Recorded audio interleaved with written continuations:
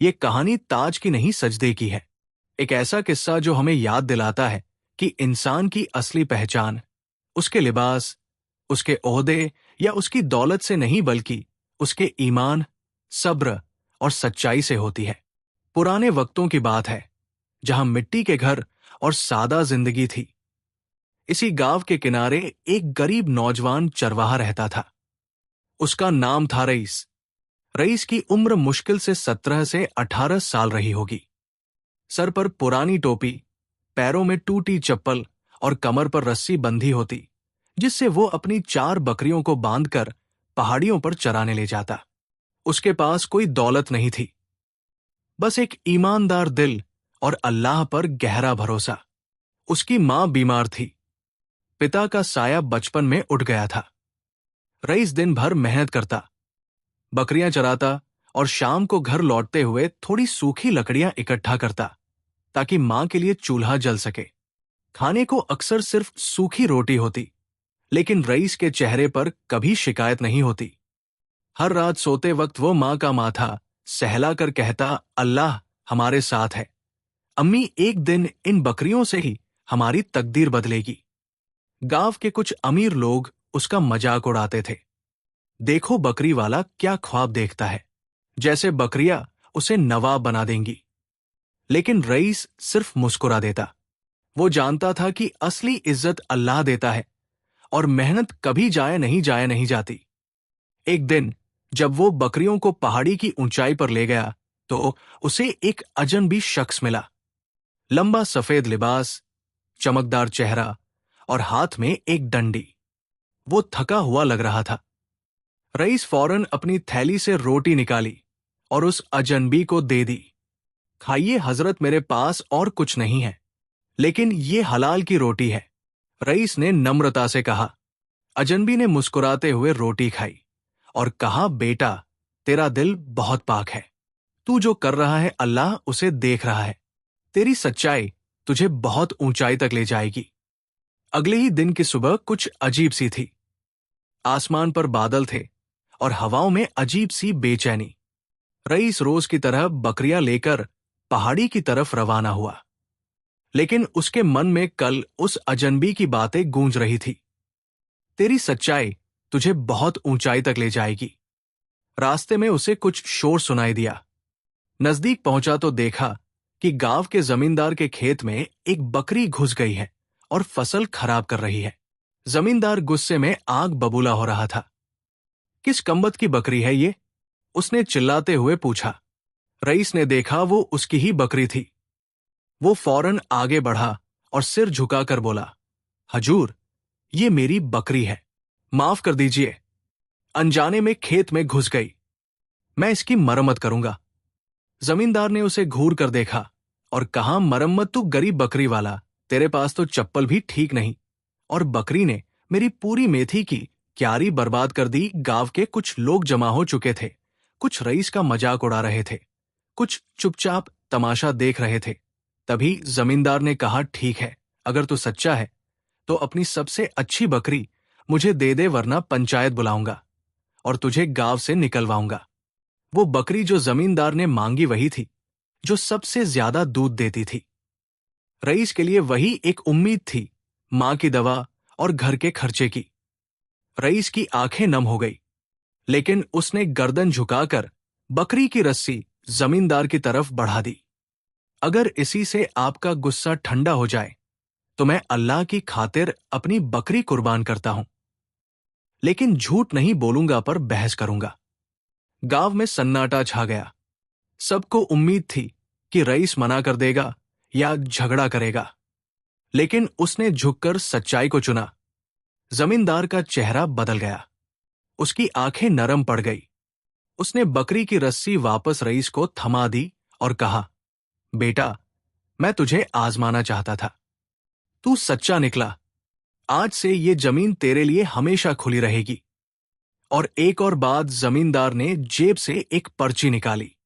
वो उसी अजनबी की लिखी हुई तहरीर थी जिसे कल रईस ने रोटी दी थी। वो शख्स मेरा उस्ताद है। उसने मुझे कहा था, एक सच्चे चरवाहे की तलाश करो, और मैंने तुझे पा लिया। रईस हैरान रह गया। कुछ दिन बीत चुके थे। रईस अब भी वैसे ही सादा जिंदगी जी रहा था। वही बकरियां, वही सूखी रोटियां और वही अल्लाह पर यकीन। मगर गांव वालों का नजरिया बदलने लगा था। जो लोग पहले उसे बकरी वाला कहकर हंसते थे, अब उसकी इज्जत करने लगे थे। एक सुबह जब रईस पहाड़ियों की तरफ जा रहा था, तभी गांव के चौकीदार ने दौड़ते हुए आवाज दी, रईस रईस तू कहां जा रहा है? तुझे बुलावा आया है। रईस चौका। किसका बुलावा? चौकीदार ने कहा, बादशाह सलामत का खुद राजधानी से तलब किया गया है। तुझे कासिद आया है। रईस के पैरों तले जमीन खिसक गई। मैं एक गरीब चरवाहा, मुझे बादशाह ने क्यों बुलाया? उसी वक्त शाही सवारियां पहुंची, 2 घोड़े 2 सिपाही और बीच में एक ऊंट पर बैठा एक बुजुर्ग आदमी। वो वही अजनबी था जिसे रईस ने सूखी रोटी खिलाई थी। उसने मुस्कुराकर कहा, रईस अब वक्त आ गया है कि तेरी सच्चाई का इनाम तुझे मिले। मैं कोई आम आदमी नहीं, मैं बादशाह का सलाहकार हूं। जब तूने मुझे रोटी दी थी, मैं वजीर इयाम बनकर ही घूम रहा था नेक लोगों की तलाश में, और तू उनमें सबसे पाक दिल निकला। रईस के हंट कांप गए। उसने नजरें झुका ली। मैं तो बस एक गरीब बकरी चराने वाला हूं। मुझे क्या करना होगा? वजीर ने कहा, तुझे बादशाह ने बुलाया है ताकि तू उसके महल में बच्चों को सच्चाई और मेहनत की तालीम दे सके। वो चाहता है कि उसके बच्चों को कोई ऐसा सिखाए जिसे दुनिया ने ठुकराया, लेकिन अल्लाह ने उठा लिया। रईस की मां की आंखें भर आई जब उसे ये खबर मिली। उसने आसमान की तरफ देखा और कहा, अल्लाह तू ही मालिक है रोजी का, तू ही इज्जत देने वाला है। राजधानी की सड़कें चौड़ी थी, महल ऊंचा था और हर तरफ सोने और रेशमी पर्दों की चकाचौंध थी। मगर उस सब के बीच जब रईस अपने पुराने फटे कुर्ते और पैरों में टूटी चप्पल लेकर महल में दाखिल हुआ, तो सबकी निगाहें उसी पर टिक गई। बादशाह सलामत ने जब रईस को देखा तो मुस्कुराकर कहा, हमने कई आलिम देखे, कई अमीर, लेकिन तू उन सब से बढ़कर निकला, क्योंकि तेरे पास वो दौलत है जो इन महलों में भी नहीं। सच्चाई, सब्र और तवक्कुल। रईस ने सिर झुका लिया। हुजूर, मैं तो बस एक गरीब चरवाहा हूं जो झूठ बोलना नहीं जानता। बादशाह ने अपने बच्चों को बुलाया, 2 बेटे और 1 बेटी। इन बच्चों को सिखा कि असली इज्जत दौलत से नहीं, बल्कि नेक नियत और मेहनत से मिलती है। अब रईस महल में रहने लगा, लेकिन उसने अपनी सादगी नहीं छोड़ी। वो अब भी उसी मिट्टी के प्याले में पानी पीता, जमीन पर बैठकर खाना खाता और हर सुबह फजर की नमाज के बाद बच्चों को इंसाफ, सब्र और भरोसे की बातें सिखाता। एक दिन शाही रसोई में किसी ने पूछा, तू अब महल का उस्ताद है, लेकिन तेरा पहनावा वही क्यों है? रईस ने मुस्कुराकर जवाब दिया, मैंने बकरियां कभी कपड़े देखकर नहीं चराई थी, और मेरी मां ने कभी कपड़ों से दुआ नहीं मांगी थी। मैंने इज्जत दिल से कमाई है, दिखावे से नहीं। धीरे धीरे महल के बच्चे उसकी बातों से बदलने लगे। वे अब नमाज पढ़ने लगे, गरीबों में खाना बांटने लगे और हर काम में झूठ से दूर रहने लगे। बादशाह की आंखों में एक दिन आंसू आ गए जब उसने देखा कि उसका बड़ा बेटा एक भिखारी को खाना खिला रहा है और उसके हाथों को चूम रहा है। ये सब उस चरवाहे की बरकत है। बादशाह ने कहा, जिसके पास दुनिया की कोई दौलत नहीं थी, मगर दिल में एक खालिस खुदा का डर था। मगर अब शैतान को ये सब बर्दाश्त नहीं था। रईस की सादगी और सच्चाई अब महल में हर जुबान पर थी। लेकिन महल के ही कुछ पुराने वजीर और उस्ताद, जिनकी बातें अब कोई नहीं सुनता था, उनके दिल में जलन की आग भड़क उठी। एक बकरी चराने वाला हमारे बराबर बैठता है, बादशाह के बच्चे उसके आगे अदब से खड़े रहते हैं और हमें सलाम तक नहीं करते। इन लोगों ने मिलकर रईस को बदनाम करने की साजिश रची। उन्होंने एक योजना बनाई कि रईस पर चोरी का इल्जाम लगाया जाए। एक रात बादशाह के कमरे से एक बेशकीमती अंगूठी गायब हो गई। सुबह महल में हड़कंप मच गया। सिपाहियों ने हर नौकर, हर कमरे की तलाशी शुरू कर दी और तब वजीरों के इशारे पर अंगूठी रईस के कमरे के तकिए के नीचे से मिली। सारे दरबारी चौंक गए। क्या सच्चाई का ये पहरेदार इतना बड़ा झूठ बोल सकता है? रईस को दरबार में बुलाया गया। बादशाह की आंखों में दर्द था, मगर वो इंसाफ के रास्ते पर था। रईस, अगर तूने ये नहीं किया तो अल्लाह की कसम खा के, वरना तुझे सजा मिलेगी। रईस ने बेझिझक कहा, मैंने नहीं ली और मुझे अपने अल्लाह पर यकीन है, वो मुझे इस जुल्म से बचाएगा। मैं झूठ बोल सकता ही नहीं। भीड़ चुप थी। वजीर मुस्कुरा रहे थे और रईस बेगुनाह खड़ा था। बादशाह ने ऐलान किया, 3 दिन का वक्त है। अगर सच सामने नहीं आया तो रईस को महल से निकाल दिया जाएगा और अदालत उसे सज्जा सुनाएगी। रात का वक्त था। चारों ओर सन्नाटा था, लेकिन रईस के दिल में तूफान मचा हुआ था। वो महल की उस मस्जिद में चला गया जहां अक्सर अकेले नमाज पढ़ा करता था। आज वो वही सजदे में गिर पड़ा। या अल्लाह, मैंने कभी किसी का हक नहीं मारा, कभी झूठ नहीं बोला, कभी तेरे बंदों के साथ जुल्म नहीं किया। आज जब तूने मुझे इज्जत दी तो इन लोगों ने मुझे जलील करने की साजिश रच डाली। तू जानता है मैं बेगुनाह हूं और बस तू ही मुझे बेगुनाही के साथ वापस उठा सकता है। रईस का सजदा लंबा होता गया। आंखों से आंसू बहते रहे और लफ्जों से नहीं, दिल से दुआएं निकलती रही। इधर दरबार में वजीर चैन से बैठे थे। अब ये बकरी वाला हमेशा के लिए मिट जाएगा, उन्होंने सोचा, मगर जिसे अल्लाह बचाना चाहे उसे कोई मिटा नहीं सकता। सुबह होने से ठीक पहले जब महल का चौकीदार तड़के की गश्त पर निकला तो उसने एक नौकर को डर के मारे भागते देखा। उसके हाथ में कुछ चमक रहा था। चौकीदार ने पीछा किया, पकड़ा, और जब उसकी जेब तलाशी गई तो उसी में थी बादशाह की वो अंगूठी। पूछताछ में सच्चाई बाहर आ गई।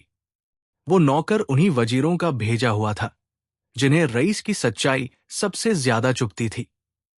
सुबह जब सूरज निकला तो रईस सजदे से उठा और उसी वक्त सिपाही दौड़ते हुए आए। रईस भाई, अल्हम्दुलिल्लाह, सच्चाई सामने आ गई है। अल्लाह ने आपकी दुआ सुन ली। रईस मुस्कुराया, आंखें नम थी। मैं जानता था मेरा रब मुझे जलील नहीं करेगा। बादशाह ने सरेआम ऐलान किया, आज से रईस सिर्फ मेरे बच्चों का उस्ताद नहीं, बल्कि इस महल का सबसे बड़ा सलाहकार भी होगा। और जिन लोगों ने साजिश की उन्हें सजा दी जाएगी। गांव से आए एक चरवाहे ने उस दिन साबित कर दिया कि जिसके साथ अल्लाह होता है उसके खिलाफ सारा जहां हो तो भी वो हारता नहीं। अब महल की गलियों में जब रईस चलता तो लोग उठकर सलाम करते। वही गरीब बकरी चराने वाला अब शाही दरबार का सबसे भरोसेमंद सलाहकार बन चुका था। मगर रईस के अंदर कोई घमंड नहीं आया। उसने ना तो अपने कपड़े बदले, ना अपना ताराप अंदाज। जब उसे शाही लिबास दिया गया तो उसने कहा, अगर मैं बाहर से बदल जाऊं तो अंदर का सच भी कहीं खो जाएगा। मुझे वही रहने दो जो मैं हूं। बादशाह ने उसकी बात का सम्मान किया और कहा, रईस, अब से तू सिर्फ मेरे बच्चों का नहीं बल्कि पूरे मुल्क का मार्गदर्शक होगा। तेरी सच्चाई और तजुर्बा इस रियासत को इंसाफ और रहमत की राह पर ले जाएगा। रईस ने दरबार में नई परंपराएं शुरू की। अब हर शुक्रवार को गरीबों की सुनवाई होती थी। महल के दरवाजे आम लोगों के लिए खोले जाते हैं। गांवों से आए मजदूर, किसान और बेसहारा लोग पहली बार किसी दरबार में अपनी बात खुलकर कहने लगे। रईस हमेशा कहता, अगर हाकिम खुद को बड़ा समझने लगे और फकीर की बात ना सुने तो समझ लो कि उसकी हुकूमत का पतन शुरू हो चुका है। बादशाह ने उससे एक दिन पूछा, तू ये सब कैसे सीख गया? ना कोई किताबें, ना कोई उस्ताद। रईस मुस्कुराया, मुझे 3 चीजों ने सिखाया, मां की तालीम, बकरियों की खामोश संगत और अल्लाह की बंदगी। यही मेरी यूनिवर्सिटी थी हुजूर। अब मुल्क में अमन फैलने लगा, जुल्म घटने लगा और रईस की सच्चाई, ईमानदारी और साफगोई ने पूरे राज्य का मिजाज बदल दिया। लेकिन जहां रोशनी होती है वहां अंधेरा भी मंडराता है। अब रईस के दुश्मन सिर्फ वजीर नहीं रहे, अब कुछ बाहरी ताकतें भी उसके खिलाफ साजिशें रचने लगी थी। रईस की सच्चाई और नियत ने जिस जिस महल को रोशन किया था वो रोशनी अब दूर दूर तक फैलने लगी थी। गांवों में लोग अब इंसाफ की उम्मीद से दरबार आते और वापस दुआएं देकर लौटते। बादशाह भी चैन से था, क्योंकि अब उसका सलाहकार ऐसा था जो अल्लाह से डरता था, ना कि दुनिया से। मगर जब अच्छाई बहुत तेज चमकने लगे तो अंधेरों को सबसे ज्यादा तकलीफ होती है। दरबार में अब एक नया मेहमान आया था, ख्वाजा मोहसिन, एक व्यापारी जो बाहर से आया था। उसके पास सोना था, ताकत थी और जुबान में शहद मगर दिल में जहर। उसने आते ही रईस की सादगी पर हंसी उड़ाई। सलाहकार होकर भी चप्पलें टूटी है। ये कौन सा मुल्क चला रहा है बादशाह? बादशाह ने गुस्से से उसे देखा, लेकिन रईस मुस्कुरा दिया। मेरी चप्पलें टूटी हैं, लेकिन मेरा जमीर साबुत है। अल्हम्दुलिल्लाह। मोहसिन चुप हो गया, लेकिन उसके मन में चिंगारी लग चुकी थी। कुछ ही दिनों में उसने महल के कुछ पुराने वजीरों को फिर से इकट्ठा किया, जिन्हें रईस ने ईमानदारी के चलते दरबार से दूर कर दिया था। अगर इस चरवाहे को हटाना है तो सीधा हमला नहीं, चालाकी से चलना होगा। उसने एक नकली दस्तावेज बनवाया जिसमें लिखा था कि रईस ने मुल्क के कई गांवों में जमीनें जब्त कर ली है और उसे बादशाह से छुपाया है। कसूर ऐसा जो रईस सोच भी नहीं सकता था। एक रात दस्तावेज बादशाह के सामने पहुंचा। बादशाह का चेहरा उतरा हुआ था। क्या यह सच है रईस? क्या तूने मुझसे कुछ छुपाया? रईस ने वो दस्तावेज हाथ में लिया, देखा, फिर आंखें बंद कर ली। या अल्लाह, तू जानता है मैं बेगुनाह हूं। इंसान इल्जाम से डरता है, लेकिन तुझे खोने से ज्यादा डरता हूं। बादशाह ने गुस्से से फैसला लिया। जब तक सच सामने ना आए रईस को उसकी जिम्मेदारियों से हटाया जाता है। अब वो चरवाहा जिसने महल को रोशनी दी थी फिर से अकेला खड़ा था, लेकिन इस बार जमीन पर नहीं। एक साजिश के तूफान के बीच रईस अब महल के कमरों से निकालकर बाहर एक पुराने मेहमान खाने में रखा गया था, जहां कभी लोग सलाम करने लाइन में खड़े होते थे। आज वहां सन्नाटा था, लेकिन उसके चेहरे पर शिकवा नहीं, सिर्फ सब्र था। रात को वही मस्जिद, वही सजदा। या अल्लाह, ये मेरी नहीं तेरी परीक्षा है। मुझे नहीं तेरे नाम को साबित करना है। उधर बादशाह को चैन नहीं आ रहा था। जिसने कभी झूठ नहीं बोला, क्या वो अचानक जालिम बन गया? उसका दिल कह रहा था रईस बेगुनाह है, मगर दस्तावेज, गवाह और दरबार में फैली बातों ने दिमाग को उलझा दिया था। इसी बीच एक दिन एक नौजवान दरबार में घबराया हुआ आया। हुजूर, मुझे सच बताना है, मैं वो दस्तावेज लिखने वाला नौकर हूं। मैंने झूठी मोहर लगाई और ये सब मोहसिन साहब के कहने पर हुआ। सारा दरबान दरबार दहल गया। बादशाह की आंखें खुली। फौरन सिपाही भेजे गए। मोहसिन और उसके साथी पकड़े गए। उनके कमरों से ढेरों झूठे दस्तावेज और रिश्वत की लिस्टें बरामद हुई। अब बादशाह खुद उस पुराने मेहमान खाने में पहुंचा, जहां रईस जमीन पर बैठा कुरान पढ़ रहा था। बादशाह ने सिर झुका दिया। मुझे माफ कर दो रईस, मैं बादशाह हूं, मगर तुमसे इंसाफ में हार गया। रईस ने कुरान बंद किया और कहा, हुजूर, इंसाफ का मतलब जितनातना नहीं सही, वक्त पर सच को पहचानना है। आपने वही किया और माफी तो सिर्फ अल्लाह देता है।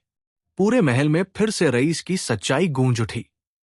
बादशाह ने सबके सामने ऐलान किया, आज से रईस सिर्फ मेरा सलाहकार नहीं, बल्कि इस मुल्क की अमीन रियासत होगा। वो हर फैसले में मेरे साथ रहेगा, क्योंकि अब मुझे समझ आ गया कि दौलत से नहीं, सच्चाई से मुल्क चलता है। महल की फिजा फिर से रोशन हो गई। मगर इस कहानी का एक और मोड़ अभी बाकी था। अब रईस की इज्जत और मकाम उस ऊंचाई पर पहुंच चुका था जहां पहुंचकर लोग अक्सर बदल जाते हैं, लेकिन रईस अब भी वही था, सादगी में, नम्रता में और अल्लाह की याद में। उसकी मां की तबीयत अब भी नाजुक थी, लेकिन उसके चेहरे पर सुकून था। मेरा बेटा अब लोगों को इंसाफ बांटता है, इससे बड़ी दौलत क्या होगी? मगर फिर एक दिन वो वक्त आया जिसे रईस ने कभी चाहा नहीं था, लेकिन उसकी किस्मत में लिखा था। बादशाह अचानक बीमार हो गया। हकीमों ने उम्मीद छोड़ दी। पूरे महल में खौफ छा गया। लोगों की नजरें रईस पर थी, क्योंकि बादशाह ने उसे वसीयत लिखवाई थी। अगर मुझे कुछ हो जाए तो रईस को मेरा जानशीन बनाया जाए, ताकि मेरी औलादें उसी इंसाफ और अल्लाह के डर के साथ पले। रईस ये सुनते ही कांप गया। मैं बादशाह, उसकी आंखों में आंसू थे। मैंने बकरियों के आगे कभी लाठी नहीं उठाई, अब लोगों पर हुकूमत कैसे करूंगा? लेकिन यही तो उसका इम्तिहान था। उसी रात मस्जिद में सजदे में गिरकर उसने कहा, या रब, अगर तूने ये जिम्मेदारी दी है तो मुझे अपने नेक बंदों जैसा बना देना, जो हुकूमत को इबादत समझते थे, ना कि ताकत। सुबह जैसे ही सूरज निकला, बादशाह का इंतकाल हो गया। रईस को दरबार में बुलाया गया। लोग खड़े थे, किसी के चेहरे पर ताज्जुब, किसी पर खुशी और कुछ पर जलन। बादशाह का बेटा आगे बढ़ा और रईस के पांव छूकर बोला, अब्बा कहते थे, आप जैसे इंसान से ही मुझे बादशाहत सीखनी चाहिए। अब आप ही हमारे सरताज हैं। रईस की आंखें भर आई। उसने सिर झुकाया और कहा, अगर मुझे हुकूमत मिली है तो ये अल्लाह की अमनाहट है, और मैं कसम खाता हूं मैं इसे एक चरवाहे की तरह ही निभाऊंगा, जो अपने रेवड़ के हर कमजोर जानवर को सबसे पहले देखता है। लोगों ने नारा लगाया, जिंदाबाद अमीन रियासत रईस। लेकिन अभी भी कहानी पूरी नहीं हुई थी, क्योंकि अब सच्चाई को निभाना था, सिर्फ पाना नहीं। रईस अब ताज पहन चुका था, लेकिन उसका दिल अब भी वही था, जो पहाड़ी पर बकरियां उचराते वक्त अल्लाह का जिक्र करता था। महल में अब एक नया दस्तूर था। सुबह का पहला काम होता फजर की नमाज और दरबार की शुरुआत बिस्मिल्लाह से। वो बादशाह था, लेकिन खुद को खिदमतगार समझता था। एक बार उसका वजीर पूछ बैठा, हुजूर, अब तो आप बादशाह हैं, महल के कपड़े पहनिए या सोने की तलवार लटकाइए और दरबार में शानो शौकत से आइए। रईस ने मुस्कुराकर जवाब दिया, अगर मैंने कपड़ों से बादशाहत दिखानी है तो फिर मेरे पास क्या नया है? मैं तो वो बादशाह बनना चाहता हूं जो अपने लोगों के पैरों में जूते देखे बिना खुद जूते नहीं पहने। वो रोज दरबार से पहले अस्पतालों और यतीम अखानों का दौरा करता, गरीबों से बात करता और हर शुक्रवार को मस्जिद में आम लोगों के साथ नमाज पढ़ता। मगर रईस जानता था, ताज सिर पर जितना वकार देता है उतना ही भारी भी होता है। एक दिन एक फकीर दरबार में आया और कहा, सलाम हो उस बादशाह पर जो ताज पहनकर भी सजदे को नहीं भूला। रईस की आंखें भर आई और उसने कहा, भाई, सजदा ही तो है जिसने मुझे ताज तक पहुंचाया है। अगर मैंने सिर ऊंचा रखना सीख लिया तो शायद अल्लाह मुझसे ताज भी छीन लेगा। इधर महल में तरक्की हो रही थी, उधर रईस अपनी मां की देखभाल करता रहा। जब कभी उसकी मां उसे देखती तो सिर्फ एक बात कहती, बेटा, अब तुझसे बस एक उम्मीद है, ताज बचाना नहीं, ईमान बचाना। रईस हर रोज अपने ही दिल से सवाल करता, क्या मैं अब भी वही बकरी वाला हूं या कोई और बन गया हूं? और इसी सोच के बीच एक खत उसके पास पहुंचा, जिसमें उसे बुलाया गया था उसकी आखिरी आजमाइश की तरफ। वो रात बेहद खामोश थी। महल की दीवारें जैसे कुछ महसूस कर रही थी। रईस अपने कमरे में अकेले बैठा था, सामने खुला हुआ कुरान और हाथों में एक खत। वो खत एक बहुत दूर के गांव से आया था, जहां सालों पहले रईस बकरियां चराने जाता था। उसमें लिखा था, वो पुरानी मस्जिद आज उजड़ गई है और वहां के लोग आपकी एक आखिरी नमाज का इंतजार कर रहे हैं, ताकि उस जगह को दोबारा जिंदा किया जा सके। रईस ने वो खत पढ़ा, अपनी टोपी उठाई और बिना किसी को बताए उसी रात महल से निकल गया। एक सिपाही ने पूछा, हुजूर, क्या सुबह तक रुक जाए? रईस ने मुस्कुराकर कहा, जो जगह मुझे अल्लाह से मिलवाती थी वहां देर करना नाइंसाफी होगी। वो उसी जगह पहुंचा जहां कभी 4 बकरियां उसके साथ होती थी और एक टूटी सी मस्जिद।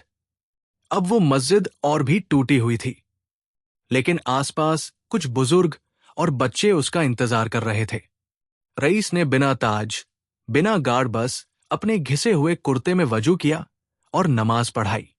आखिरी सजदा लंबा था, बहुत लंबा। लोगों ने सोचा वो इबादत में डूब गया है, लेकिन जब कोई आगे बढ़ा तो देखा रईस सजदे में ही अपने रब से मिलने चला गया था। कोई शोक नहीं, कोई चीख पुकार नहीं, बस चारों तरफ एक रूहानी सुकून था। रईस वो चरवाहा जो कभी सूखी रोटी से मेहमान नवाजी करता था, जिसने कभी झूठ का सौदा नहीं किया, जो ताज को भी खिदमत समझता था, आज सजदे में अपनी आखिरी सांस लेकर अमर हो गया। बादशाह का जनाजा उसी सादगी से उठाया गया जैसे उसकी जिंदगी थी। कोई सोने की पालकी नहीं, कोई महल नहीं, सिर्फ दुआएं, आंसू और वो इज्जत जो सिर्फ अल्लाह वाले लोगों को मिलती है। उसकी कब्र पर सिर्फ एक पत्थर था, जिस पर लिखा गया, यहां वो शख्स सो रहा है जो बकरी चराता था, लेकिन अपने ईमान की वजह से बादशाह बन गया। अगर आपको ये कहानी पसंद आई हो तो इसे अपने दोस्तों और बच्चों को सुनाइए, ताकि वह जाने कि सच्चाई, सब्र और अल्लाह पर भरोसा ही इंसान की सबसे बड़ी दौलत होती।